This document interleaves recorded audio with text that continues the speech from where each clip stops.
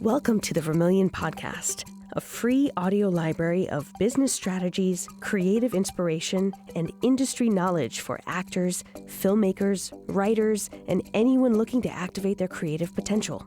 I'm Misha Calvert, a writer-director who helps artists build the careers that they dream of. I really hope that this podcast inspires you in some way. Thanks for tuning in. My guest tonight is an incredible friend. Friend is the first category that I'm going to put you in. Nah. And that's maybe the thing I'm most proud of. But Shannon Gisela, you're also an actor and you're an improver and you're a writer and you're, well, may I say very quickly becoming a celebrity. Oh. Just call it like I see it.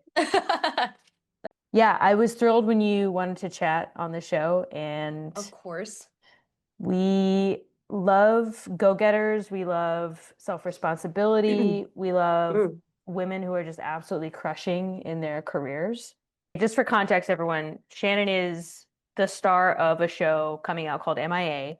When you listen to this, it's probably either about to come out or it's already come out. And from what I know, Shannon is extremely good in this show, and it's just like this amazing showcase of your talents and your energy and everything. So I think I'm most curious about what you did, both externally and internally, to lead to that kind of life-changing moment when you got the show.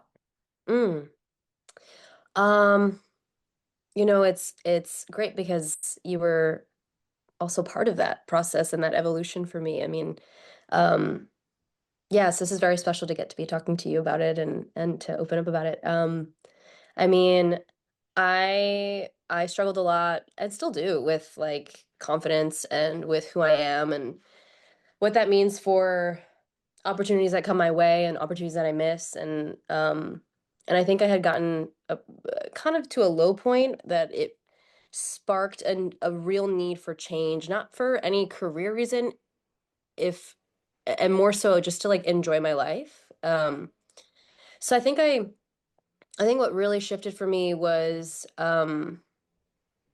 deciding that like my life was mine to enjoy and that it was my responsibility to enjoy it. And so it kind of in that liberty, it freed me up in so many other ways creatively too, of like, wait, I'm not supposed to wait until I get a job to have a good time on this planet. Like my creativity is mine to express and no one can take that from me. And I can enjoy every step of this process despite what I might get in return or might not get in return. And I think that mindset freed me up a lot in every regard because it trickled elsewhere too of like how I show up in my relationship and how I show up in my friendships and how I show up in all of these different kind of facets of life. I think that was the biggest change for me internally. And then it then led to an external change of how I was able to actually even accept opportunities because I stopped feeling like I wasn't deserving of them. And I started just deciding like my time will come. And when it is, it'll be something that I'm going to meet halfway with just who I am and that I don't have to be anything else other than who I am to get it. So I hope that answers your question. I think that was the biggest kind of paradigm shift for me so far. Yeah, there's so many, I would say, micro shifts in that macro shift, and just the heavy lifting that you did mentally, emotionally, spiritually to be able to understand the task before you, and then take the self-responsibility to do that work on yourself. It's really, really awesome to hear. You said one thing about meeting the universe halfway or meeting an opportunity halfway. I love that because it's like I myself don't need to do all the lifting on this. The opportunity is going to do part of the lift and carry me. And it's like, it feels like coming into a relationship, like a romantic relationship, where suddenly you realize, wait, I also bring something to the table. Yeah. And I need to expect that other person to bring something to the table. Mm-hmm. So it's not a 90-10 in either direction. No, I mean, It's so funny. I feel like as I get older, you know how your parents have like maybe corny phrases where they're like, okay, everything happens for a reason or whatever that is. And then I find myself now saying phrases like that. And one of the ones that to get more specific, that I remember hearing even with acting was like, casting is like you're the solution to their problem. And I was like, yeah, yeah, yeah, like okay. But really that's the truth. That's Yeah. the truth. And that is, one's essence, one's creativity, one's expression is filling a hole that a project needs if we're talking about actors. If you're a writer, it's like your specific viewpoint on the world is missing something, like there's something missing that you are filling with just being who you are. And so I think that meeting it that's what meeting it halfway is just like really accepting what you bring to the table and that it is enough and that it is it's like filling a piece of the puzzle that has been missing, and that it's a valuable piece of the puzzle, even though the rest of the puzzle might be so big and have a lot of other pieces that feel bigger than you or whatever. But it's like, no, that you needed to plug that specific piece for it to feel complete. So when you were auditioning for MIA, how did it become clear to you that you were solving their problem, and how did you solve their problem? Hmm. Um, Whatever you're at liberty to speak about. yeah, I mean, I don't know how much I'm able to share about the specific process, but like I think for me it started with the self-tape. And like I think it's really great in that I don't know. We could argue both ways on like how valuable it is to be in the room versus how valuable it is to do a self tape. But like for me, the glass I do my best to see as the glass always half full. And so when it came to that self tape, it was in that mind of like, okay, I have so many choices I get to make. I get to set up the lights this way. I get to, be dynamic in the space a certain way. I get to speak a certain, like there's so many tiny little choices that I took agency in that I don't think I had before. Mm. And I think before I was kind of maybe framing it of like, what do I think that they want? Or like, what do I think I'm supposed to do? And that was one of the first tapes that I had that where I really was like, what I'm gonna do is either gonna be right or it's gonna be wrong. And it's not, and it's even saying right or wrong is not even the right way to put it. It's like it's either gonna be right for this or it's not for this. And um so I removed the stakes and so in that it was in the self tape where I just felt like, my partner was helping me and he was directing me and we were kind of having this like real collaborative creative experience. And it was like born out of that kind of nucleus, that all the other stuff started happening. And I think that people really respond um, to making bold choices Mhm. and to owning something. And even if it's kind of a big swing, it's like it's your swing. And um,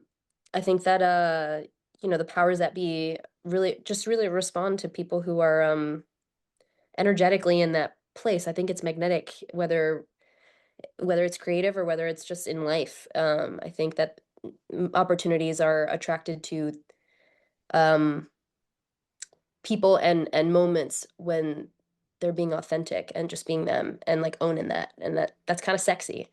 Mhm. Um, so I think that it was born out of the self tape, and then being in the room, and then also being yourself in the room, and like going from there, and again all that entire time being like I am who I am, and like I cannot try to fit some mold or like shape shift into something that I'm not because I think that that's what they want. Like I can't, like that's just not mentally healthy for me. Mhm. And so I just approached it like as authentically as I could, and I was like trusting that it's enough. And it sounds hokey and it sounds um yeah, just kind of like maybe not total, a little abstract, I guess, but yeah, I am so much more of a believer in that now that I'm so lucky to have lived an experience that like proved it. So I hope to get to do more of that. Yeah, yeah. You and I have spoken for many hours about confidence and about authenticity in the Mhm. past. And I'm wondering, I mean, I know that you've been working on your inner world and your inner relationship to self for years.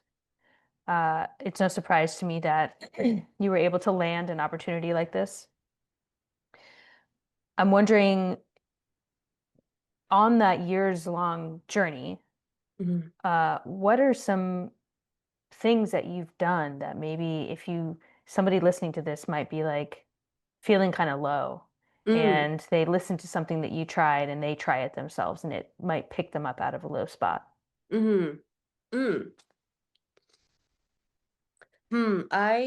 What were some of the things I started doing? I think the biggest thing was I started challenging my thoughts, because my mind was a place that I felt myself kind of wither in, Mm, and I started just being like a 2-year-old and asking why. And, 2-year-olds are like, the sky is blue, why?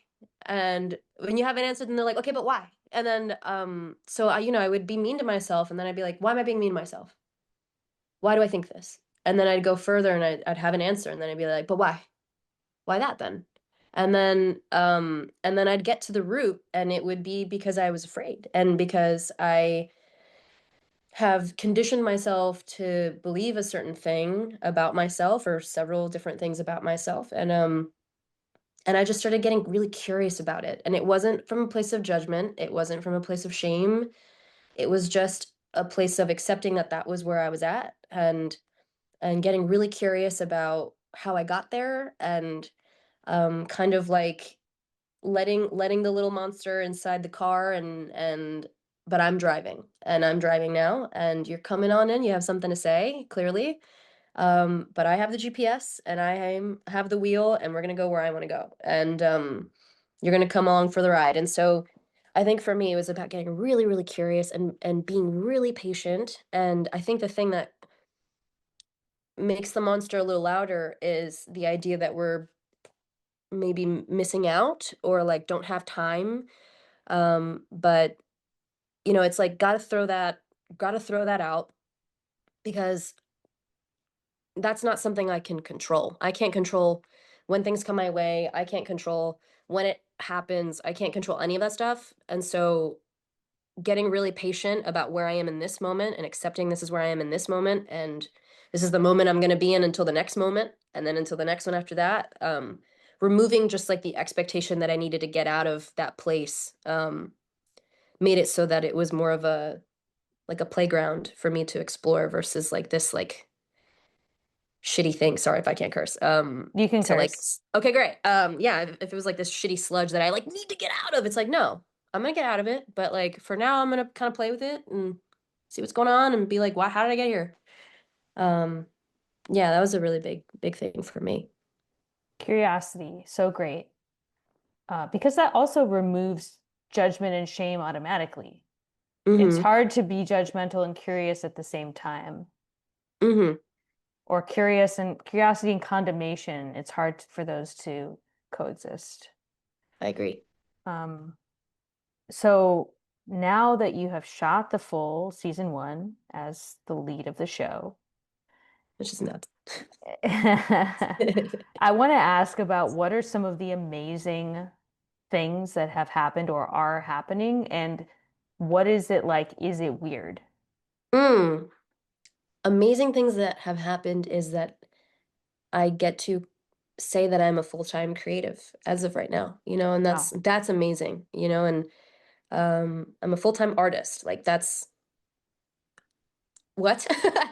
And there have been things like changes in different relationships, and like I've also feel like I've grown so much, like leadership, and grown in agency, um and it's like kind of having conversations that I didn't expect to have, like about, I don't know, like publicists, and like what PR looks like, and what about a stylist, or like who do you want to be publicly, and like those are questions that I'm now asking myself. And at the end of the day, it's like I just want to be who I am, like that's it. But having even just like the space to even think about something like that is kind of amazing to me. And so honestly, everything that's happened since then has been amazing. But I guess if I were to get specific, I'm trying to think. I don't know, my life is kind of unrecognizable. And it's also the same too. Like I have my apartment, I have my blankie, I have my snacks that I enjoy. You know, like there's so much that's also the same, and I find comfort in that too. But And your um partner, my friend?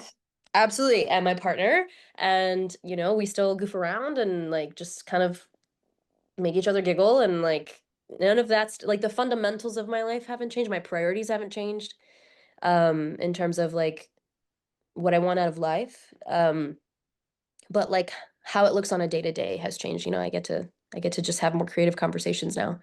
Um, more so than I'm doing admin work like I was before. Um, so Yeah, maybe less job seeking. yeah, yeah. Yeah, less job seeking, at least in you know, I'm knocking on wood. This Um, phase of things. yeah, this phase of things is less seeking, more kind of just like sitting and welcoming and being patient and like in a place of like I don't know, I feel like I'm incubating a little bit. Um yeah. And then there was a second part to your question. What was it? You said changes Are and any then of the new things weird? So like I imagine you got ah new representation. Is that weird? New like red carpet stuff. Is that weird? mm-hmm. Red carpet stuff. I went to one event and it was I don't know, I think anytime I'm in a new environment, I get very like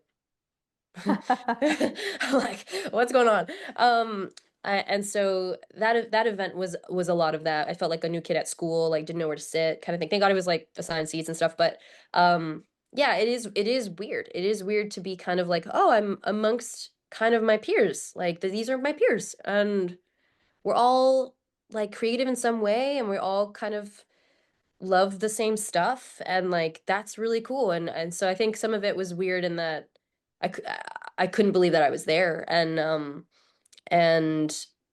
yeah, weird in that the imposter syndrome kicks in still, and like you know, that's something that I would imagine it will continue to be. You know, you hear people at all levels talk about how they're uppercutting imposter syndrome constantly, and no Ah, matter at what douche, phase. douche. Yeah, fully just like bow. um but yeah, it is weird to, and it also can feel very like kind of self-aggrandizing at the same time too, of like what do I want to wear, who do I like, all of this stuff to think about, and thinking about myself that much just does not feel it feels like counterintuitive to Mm. like the creative process, I guess. But it's part of it, and it's I'm reframing it and getting really excited about it, and yeah, so it is, but it is weird to be like talking about yourself and thinking about like how you present and like how you want to present and like all of that kind of stuff. That stuff is weird. So you're still auditioning, is that correct? For sure. How have your auditions changed, or how has your approach to auditioning changed since since this, number one on the call sheet experience? Mm. I think I'm leaning into that mindset more of like doing what I want and being okay with like my flavor of stuff. I'm definitely leaning into that a lot more. Um, but I do have like a strong sense of perfectionism, and I'm very hard on myself. And I would imagine, you know, most creatives are, because it is so kind of like subjective Mm. that there's no rules really, and so it can be really hard to be like, I have to get this right. And so I definitely struggle even now with being okay with something just being a taste of what I would want it to be, and it not having to be, it's like absolutely from start to finish perfect in my eyes. I'm constantly reaching for just that feeling, free from any expectation, but just the feeling of like, oh, I've expressed myself. Um, and I enjoy what I just did, and I enjoyed the process, and I felt challenged, and like I'm always leaning into challenge. Like I think my mission in this life is to like just grow and be the best version of myself that I can, and affect and leave an impact on other people by virtue of being who I am. And doing art, really good art, and so with that is the passion for like, where can I grow? Where am I falling short? Where can I like challenge myself and get better, and in every way. But yeah, so I think I'm constantly seeking like how to just challenge myself a little bit more now when it comes to my tapes. That is such a healthy approach Mm, and hopefully inspiring to everyone that is listening to this, that it's like if you are not interested in challenge and in facing hard things with courage and energy, like Mm, what are we doing here? It's not like life isn't easy. Like, the thing is with people who before they've broken through, so to speak, and they're hoofing it with the auditions and the job seeking and the emailing, it's like, yeah, it feels hard. It's not like it gets easier right, when you right. break through.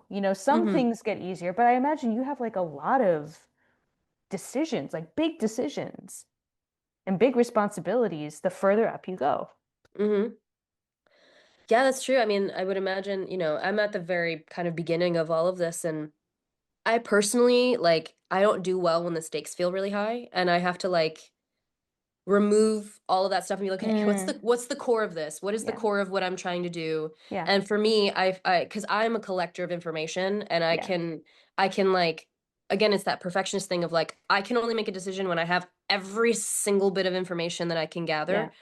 And that's the mindset that I get into when I feel the stakes are high. Mm, Versus when I like neutralize them, I can really lean into like, how does this feel? Like, where does this feel in my body? Am I excited by this? yeah. Does it feel like in alignment with who I am? Mm, Like then I can make kind of like more personal decisions, I guess, yeah.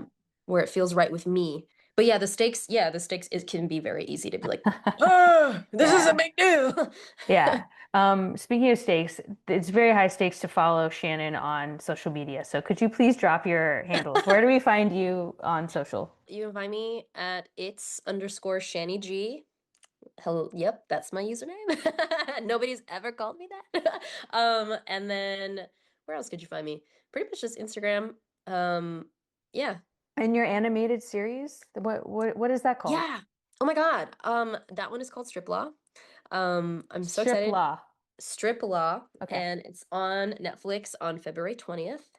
I play Irene Gum, who is a 16-year-old bodybuilder who is also a private investigator. Wow. Yeah, it's really awesome. It's a show about a lawyer who works on the Vegas Strip, and he like befriends a street magician, and they go on these like wacky, zany adventures together. And yeah, an absolute blast working on that. That was like I can't even believe that happened. But So yeah. everyone watch Strip Law on Netflix, starring Shannon Gisela. Woo! And be sure and check out M.I.A. on Peacock. I am so happy for you and thrilled for Thank you. you and happy to know you. Ah, the feeling is so mutual, Misha. Thank you. I'm so grateful to know you, and so grateful that I have I've been so inspired by you in so many ways, and you in having conversations with you, I definitely feel like I have grown as a person, and yeah, and you've kind of catalyzed a lot of that thinking Mm. and those changes for me. So thanks for being part of my journey too.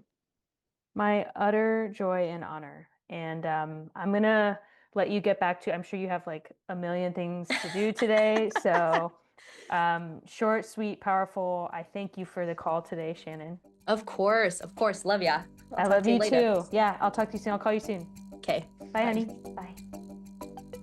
The Vermilion podcast is sponsored by Vermilion, a home for artists. We offer classes, coaching, and community for creatives and innovators in the arts. If you're ready to find your voice and build the life of your dreams, we're here to support you every step of the way. Check out clubvermilion.com and schedule a free call today.